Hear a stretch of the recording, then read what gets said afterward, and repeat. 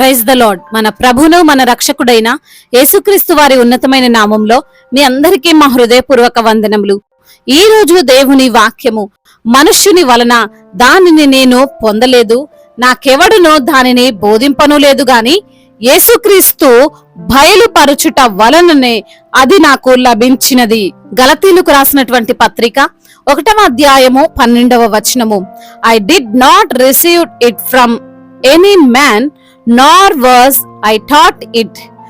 Rather, I received it by revelation from Jesus Christ. Galatians chapter 1 verse 12.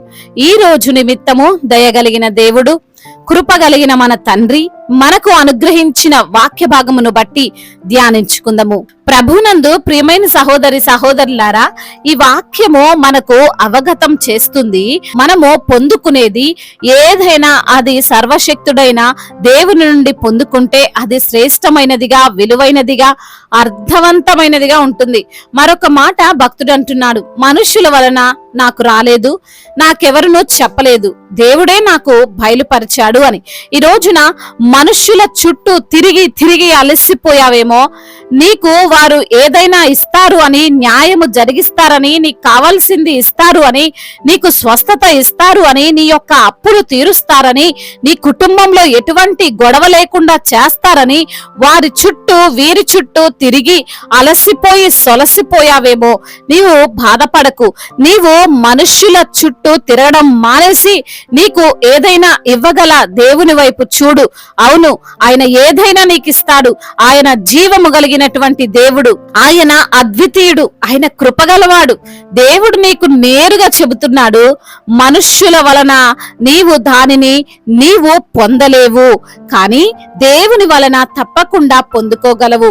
పౌలు భక్తుడు అంటున్నాడు, దేవుని యొక్క సువార్త అద్వితీయమైనటువంటి జ్ఞానము ఎక్కడ నుండి వచ్చింది? నేను ఎక్కడి నుండి పొందుకున్నాను అంటే యేసుక్రీస్తు వలనే నేను పొందుకున్నాను. ఆయన మాత్రమే నాకు ఇచ్చాడు, ఆయన చెబితేనే నాకు లభించింది అని. బహుశా పౌలు భక్తుడు ఎంతమందిని అడిగి అలసిపోయాడో మనకు తెలియదు గాని ఒక మాట అంటున్నాడు, నాకెవడును దానిని బోధింపలేదు అని. మనం కూడా మనకున్న అవసరాన్ని బట్టి ఎంతో మందిని కొన్నిసార్లు సహాయం అడుగుతాం. ఆత్మాభిమానమో అడ్డొచ్చినా తప్పక గతి లేక సహాయం చేయమని వెళ్తుంటాం. కానీ చాలా సార్లు మనకు తృణీకరణలే ఎదురవుతాయి. నాకు తెలిసినటువంటి ఒక వ్యక్తికి అనేక మంది స్నేహితులున్నారు. చాలా సార్లు వారి అవసరతల్లో ఇతను హెల్ప్ కూడా చేశాడు. కానీ ఒక రోజు అతని తండ్రికి అనారోగ్యము వచ్చి హాస్పిటల్లో అడ్మిట్ అయ్యాడు. చేతిలో సరిపడా ధనము లేదు. నాకు స్నేహితులున్నారు కదా అని మొబైల్ తీసుకొని ఫోన్లు చేయడం మొదలు పెట్టాడు. కానీ ఒక్కరు ఆ సమయంలో అతనికి సహాయం చేయలేదు. వారి పరిస్థితి ఎలా ఉందో తెలియదు, వారు చేయలేకపోయి ఉండొచ్చు.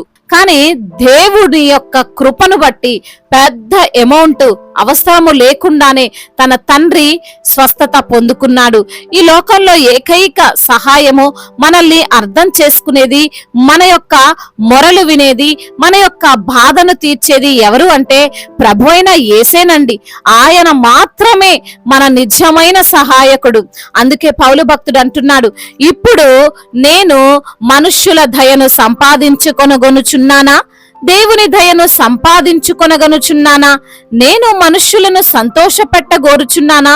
నేనిప్పటికీ మనుష్యులను సంతోషపెట్టువాడనైతే క్రీస్తు దాసుడను కాకపోదును అని. మనం కూడా తెలుసో తెలియకో మనుషులను సంతోషపెట్టే వారిగా, వారిని లాభము పొందుకునే వారిగా ఉండడానికి చూస్తాం. అయితే వారు ఎంత వరకు ఇవ్వగలరు? ఏమి ఇవ్వగలరు చెప్పండి? దేవుడే అన్ని ఇచ్చేవాడు. ఆయనే మనకు తక్షణ సహాయము.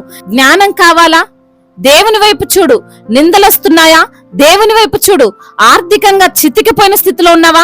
దేవుని వైపు చూడు. అనారోగ్యంతో నీవు కృంగిపోతున్నావా? భయపడకు, దేవుని వైపే చూడు.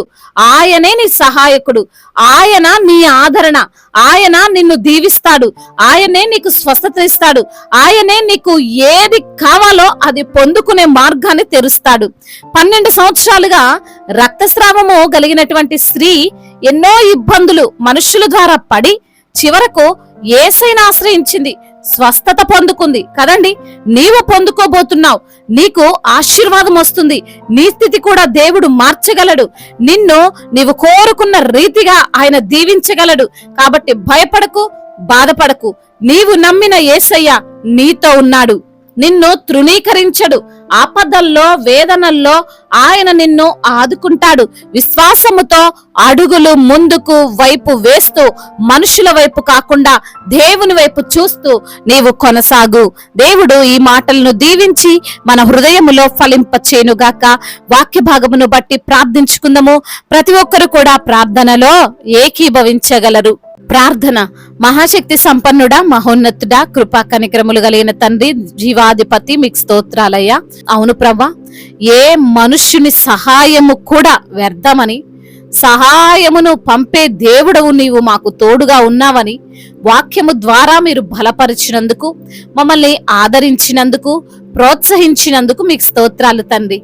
అవును ప్రభా, ఈ లోకంలో ఏ ఒక్కరూ కూడా ప్రభా మా అవసరతను తీర్చలేరు, మమ్మల్ని స్వస్థపరచలేరు, మమ్మల్ని బ్రతికించలేరు.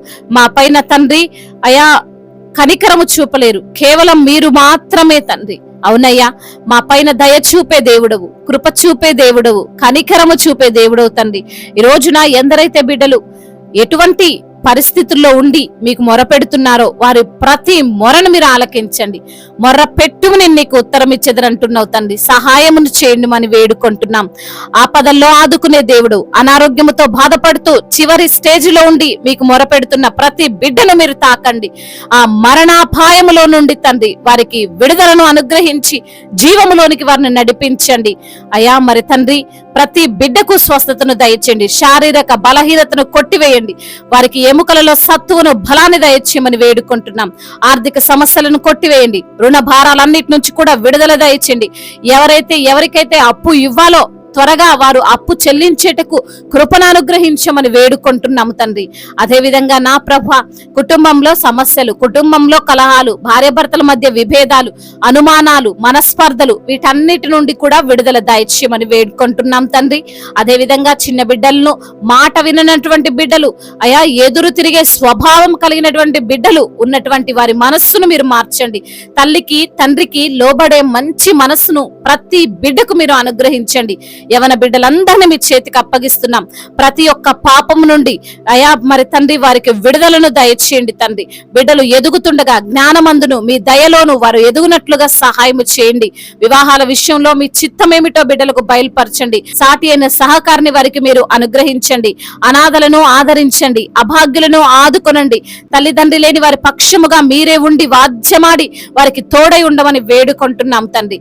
సంతానము లేక బాధపడుతున్న బిడ్డలను తండ్రి మీరు జ్ఞాపకం చేసుకుని వారికి సంతానాన్ని దయచేయండి అయా. మరి తండ్రి గర్భిణీ స్త్రీలను మీరు జ్ఞాపకం చేసుకోండి. వారిని తండ్రి మీ యొక్క శక్తి చేత, మీ బలము చేత వారిని నింపమని తండ్రి. అదే విధంగా నా తండ్రి ఆ యొక్క తండ్రి డెలివరీ సమయంలో కూడా ప్రభా మీరే వారి పక్షముగా ఉండమని బలాన్ని దయచేయమని వేడుకుంటున్నాం తండ్రి. అయా ఇప్పుడే పుట్టిన చంటి బిడ్డలను కూడా మీరు దీవించండి, ఆశీర్వదించండి ప్రభా. వారికి మీరు తోడై ఉండమని వేడుకుంటున్నామయ్యా. అదే విధంగా నా ప్రభా ఎందరైతే బిడ్డలు ప్రయాణాలలో ఉన్నారో వారి యొక్క ప్రయాణమంతటిని సుఖముగా, క్షేమముగా, సౌఖ్యముగా ఉండునట్లుగా కృప చూపించండి. వారు వెళ్లే వాహనము చుట్టూ మీ కంచెను కాపుదలను దయచేయండి ప్రభా. అదే విధంగా నా ప్రభువా ఎందరైతే బిడ్డలు మరి నా తండ్రి అయ్యా రక్షణ లేక ఉన్నారో ప్రభా, మీ యొక్క సువార్తకు తండ్రి లోబడకుండా ఉన్నారో నాయన, వారి హృదయాలను మార్చమని వేడుకుంటున్నాం. అదే విధంగా బిజినెస్ చేస్తున్న వారిని దీవించండి. చేతి పని చేసుకున్న వారిని ఆశీర్వదించండి. కూలి పని చేస్తున్న వారిని దీవించండి. రైతులను మీరు ఆశీర్వదించండి. వారు వేసే పంట సమృద్ధిగా ఉండడానికి కృపను అనుగ్రహించమని వేడుకుంటున్నామయ్యా. అదే విధంగా నా ప్రభువా మా భారతదేశాన్ని దీవించండి. సమాధాన దేశముగా మా భారతదేశాన్ని తండ్రి మీరు ఆశీర్వదించండి.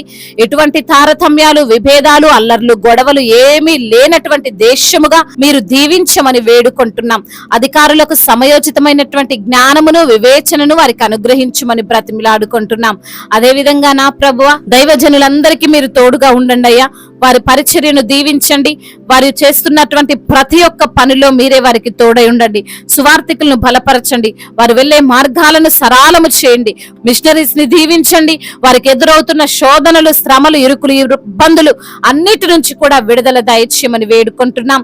అదే విధంగా ఇతర దేశాల్లో ఉంటున్న ప్రతి బిడ్డకు మీరు తోడై ఉండమని, అయ్యా ఎందరైతే బిడ్డలు కన్నీటితో మీకు మొరపెడుతున్నారో ఆ కన్నీటినంతటిని తుడిచి నాట్యముగా మార్చమని వేడుకుంటూ, మానాథుడు, సర్వశక్తిమంతుడు, సజీవుడు, బలవంతుడైన యేసుక్రీస్తు వారి ఉన్నతమైన నామంలో ఈ ప్రార్థనను అడిగి వేడుకొని పొందుకొని ఉన్నాము మా ప్రియ పరలోకపు తండ్రి, ఆమేన్. ఈ రోజు పెళ్లి రోజు మరియు పుట్టినరోజు జరుపుకున్న వారందరినీ దేవుడు దీవించి సకల మేలులతో, ఆశీర్వాదములతో, కృపా క్షేమములతో, మెండైన దీవెనలతో దేవుడు మిమ్మల్ని నింపునుగాక.